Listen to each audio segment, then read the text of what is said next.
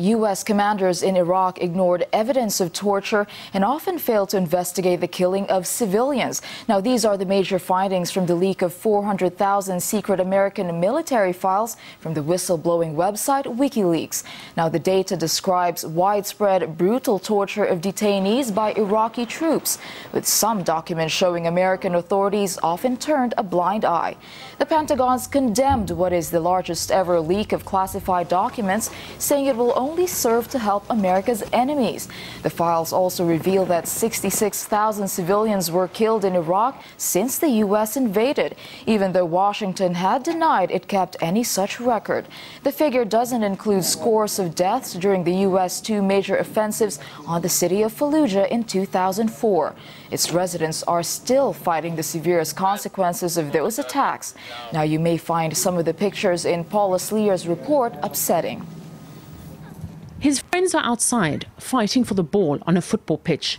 He's here, in the family tent, fighting a cancer that's eating away at his head and stomach. I collected the splinters of the rocket after it exploded. Whoever I showed them to said they were American and contaminated, poisoned. After the shrapnel struck 16-year-old Malik's head, a tumor appeared, while his father lost a leg in the attack, and also the family's source of income as a taxi driver. I wonder if there are any weapons they didn't use against us. We in Fallujah are all contaminated. Sometimes I can hardly breathe. Iraq is littered with buildings like this that used to be the headquarters of Saddam's secret police. In 2003, several Jadam rockets hit it. The full effect of those weapons is still being felt today.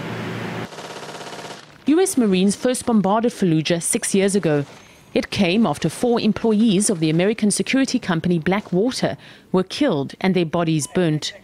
A report showed that after the 8-month standoff, higher rates of cancer, leukemia and infant mortality were found here than in Hiroshima and Nagasaki after the atom bomb drop in World War II. We found that the infant mortality rates compared with Egypt and Jordan were about 4 or 5 times higher. And about 10 times higher if you take a country like Kuwait, where there's good health care. In the last few years, hundreds of deformed babies have been born in Fallujah's General Hospital. Doctors dub them the white phosphorus children. Between the late 90s and 2003, we had patients with nervous system malfunctions roughly 3 times a year. At the moment, we're getting 3 such patients a week. This child was born with one eye, and with not a single day going past without a new case being registered, more and more doctors here are pointing a finger at the United States.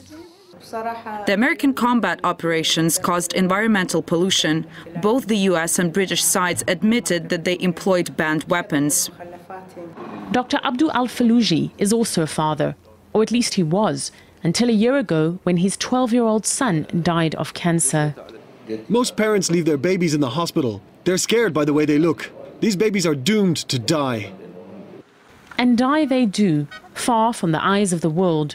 Because while Fallujah's streets might today be quiet, the city remains cut off from the rest of the country. Doctors here say they're under pressure to keep quiet. Paula Slear, RT, Iraq.